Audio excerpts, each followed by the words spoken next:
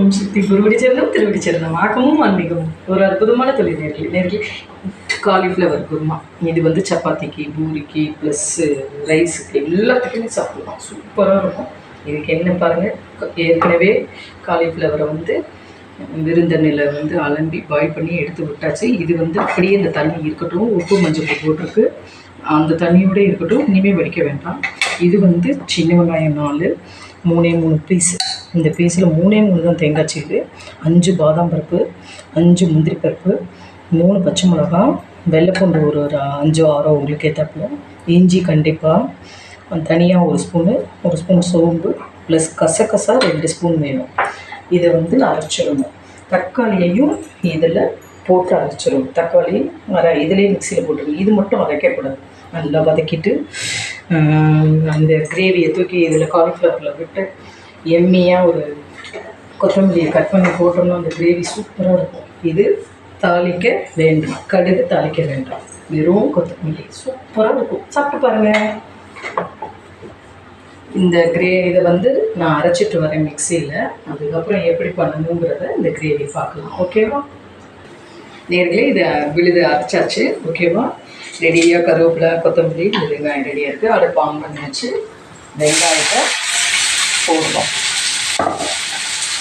ஓகேவா? இது ரெடியாக அடுப்பு எரிஞ்சுட்டே இருக்குது. நல்லா வதக்கணும், ப்ரௌன் கலரில் வதக்கணும். ஓகேவா? இதில் கருவேப்பிலை போடணும், ப்ளஸ் வெங்காயம்.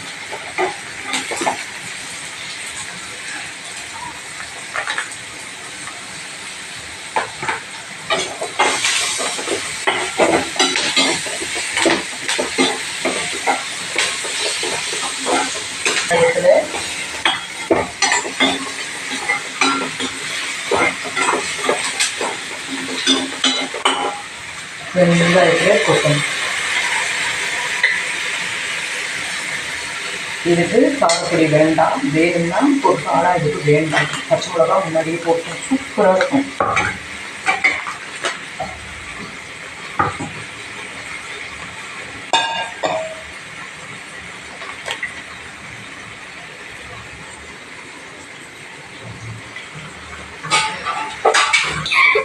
மஞ்சப்பொடி வேண்டாம், இதிலே இருக்குது. அப்படியே வீடு பாருங்க, கெட்டி ஆயிடுச்சு. அமர்த்திட வேண்டியது.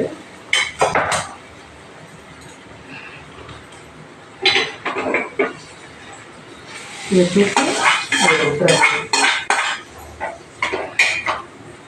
ஓகேவா?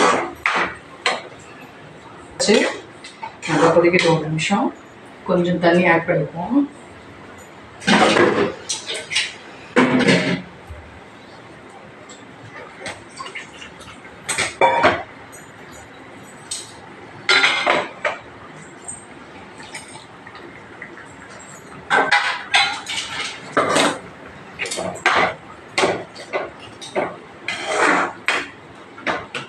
இது எப்படி இருக்குன்னு பார்த்துட்டு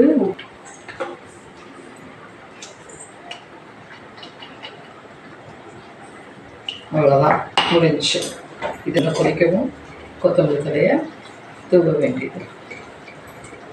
வேணும்னா நெய் 1 ஸ்பூனும், இல்லை தேங்காய் 1 ஸ்பூனும் போட்டுக்கணும். சூப்பரான எம்மியான ஒரு காலிஃப்ளவர் கிரேவி ரெடி. ஒரு 5 நிமிஷம் இந்த கிரேவி கொதிக்கட்டும். நல்லா ஒரு தேங்காய் எண்ணெயாவது நெய்யாவது விட்டு உங்கள் விருப்பப்படி எது வேணும் விட்டுக்கோங்க. மூடி வச்சுருக்கோம் 5 நிமிஷம். அதுக்கப்புறம் எடுப்போம். நேர்களே, ஒரு கிரேவி ரெடி. சூப்பராக ஆயிடுச்சு நேர்களே. ஓகேவா? இன்னொரு வியூஸில் பார்ப்போம். ஆக்கவும் ஆன்மீகம் ஒரு அற்புதமான தொழில் நேர்களே. சப்பாத்தி பாருங்கள். இது லேயர் சப்பாத்தி. சாதாரண இதில் ஸ்கொயர் ஷேப்பில் இருக்க பாருங்கள். 3 லேயராக நல்லா மாவு மடிச்சுக்கணும். இது பாருங்கள் எவ்வளோ அழகாக கொப்பி வருது பாருங்கள். இந்த கிரேவிக்கும் இந்த சப்பாத்திக்கும் எம்மியானது. எப்படி லேயர் பண்ணணும்னு காட்டுறேன். 1 நிமிஷம் இருங்க. இது பாருங்கள் எப்படி உப்பி வருது பாருங்கள். வருதா? உப்பி வருதா? பக்க பரோட்டா மாதிரியே இருக்கான். பாருங்க.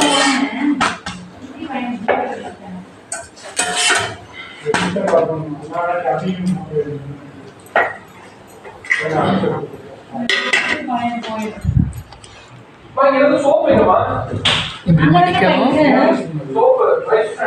அப்புறம்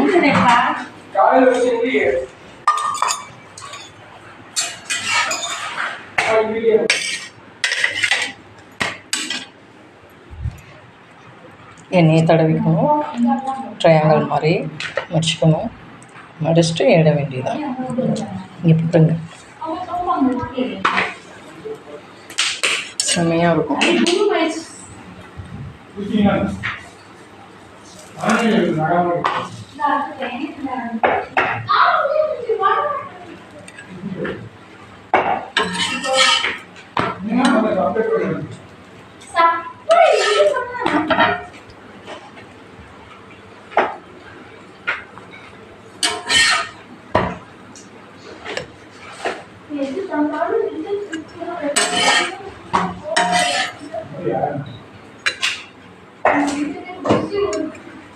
எப்படி உப்பி வருது பார்த்தீங்களா?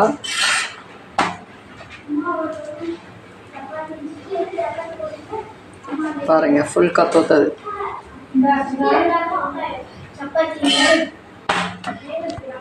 நேயர்களே, ஆக்கமும் ஆன்மீகமும் ஒரு அற்புதமான தொழில் நேயர்களே. Gravy ready, chapati ready. ஆனால் சப்பாத்தி கிடையாது நேயர்களே. பாருங்கள், லேயர் லேயராக இங்கே வரும். செமையாக இருக்கும். ஓகேவா? சாஃப்டாக இருக்கா பாருங்கள். எத்தனை லேயர் வருது பாருங்க. தொட தொட பிச்சு. ஓகேவா? நீங்களும் செஞ்சு பாருங்கள். ஓகேவா?